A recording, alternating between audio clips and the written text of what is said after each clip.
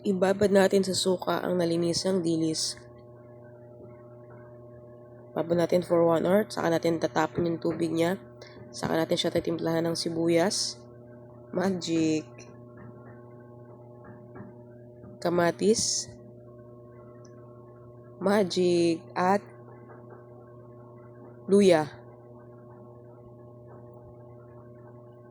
Tapos lalagyan natin siya ng sili, red, at green. Tapos lagyan natin siya ng kalamansi. Hindi ko na nga tinanggal ang buto. Saka na lang tatanggalin habang kinakain. Tapos lagyan na natin ng pamintang wasak at pampalasang asin.